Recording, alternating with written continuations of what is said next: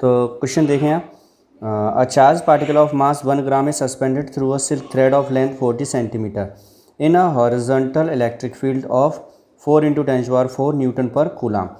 If the particle stays at a distance of 24 centimeter from the wall in equilibrium, then find the charge on the particle. तो हमें क्या चाहिए, particle पर charge calculate करना है। ठीक है, तो क्वेश्चन के अकॉर्डिंग ही हम क्या करेंगे, सबसे पहले हम इसका फिगर ड्रॉ करेंगे। तो कैसे, सबसे पहले अगर हम बात करें तो हमें क्या करना है, सबसे पहले फिगर ड्रॉ करना है। A charge particle of mass 1 gram is suspended through a silk thread of 40 centimetre and horizontal electric field. तो इलेक्ट्रिक फील्ड कैसा है, हॉरिजॉन्टल। तो सबसे पहले हमने क्या किया, इलेक्ट्रिक फील्ड ड्रॉ कर दिया कि भाई हॉरिजॉन्टल इलेक्ट्रिक फील्ड है। Off if the particle stage at a distance of 20 centimetre from the wall. Suppose यहाँ पर एक वॉल है, ये कोई दीवार खड़ी हुई है, यहाँ पर वॉल है, ठीक है। In equilibrium find the charge on the particle.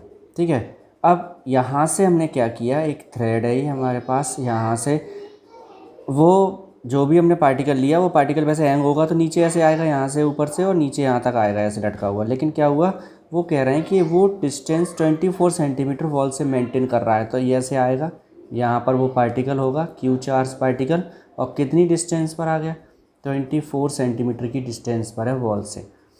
Thread की जो लेंथ है वो कितनी दे रखी है, 40 सेंटीमीटर लेंथ दे रखी है इसने, तो 40 सेंटीमीटर लेंथ हो गई ऑफ द थ्रेड।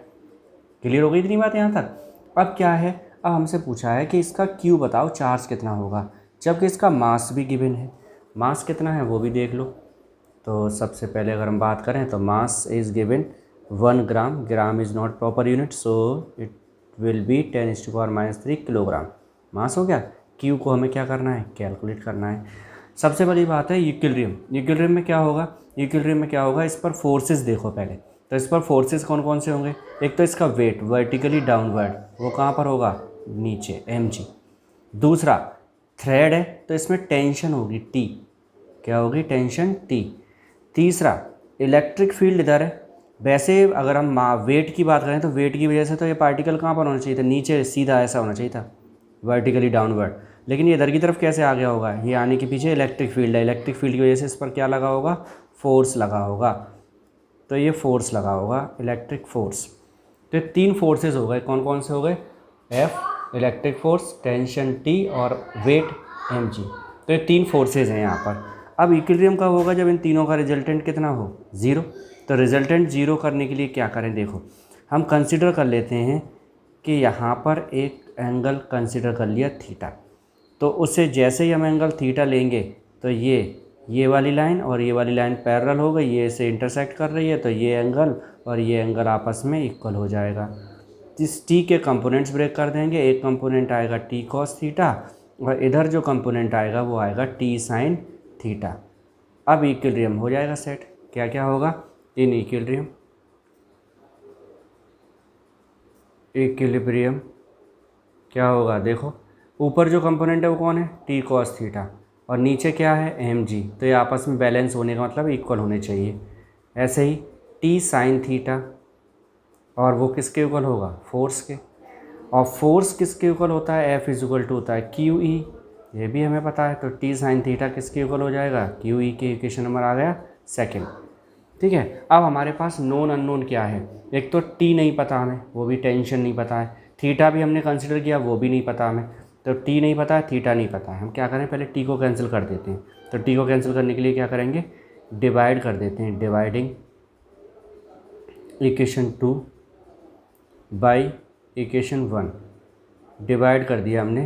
तो ये आएगा T sine theta upon T cos theta, T sine theta upon T cos theta किसके इक्वल हो गया, टी साइन थीटा की वैल्यू क्या है, QE, और टी कॉस थीटा कितना है, mg।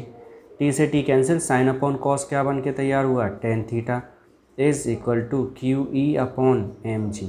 अब देखो नोन अननोन क्या क्या है यहाँ पर, टेन थीटा नहीं पता हमें, लेकिन टेन थीटा हम यहाँ से कैलकुलेट कर सकते हैं।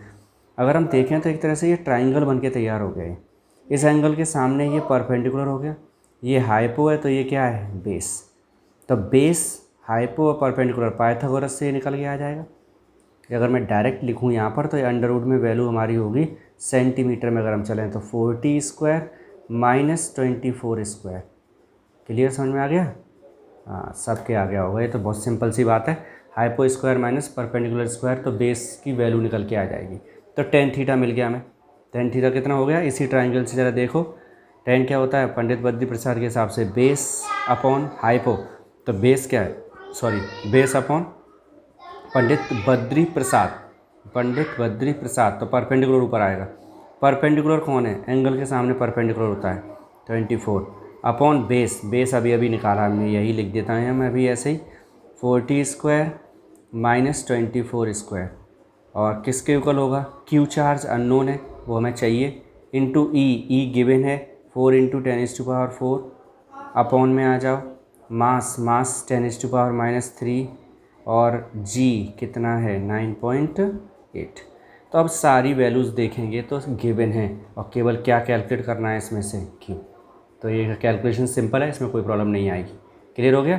तो जब भी बात आएगी इक्विलिब्रियम की, तो इक्विलिब्रियम में हमें मेन चीज़ ये देखनी है कि उस पर कितने फोर्सेज लग रहे हैं, और फिर ये देखना है कि फोर्स एक दूसरे को कैंसिल कर रहे हैं या नहीं कर पा रहे हैं।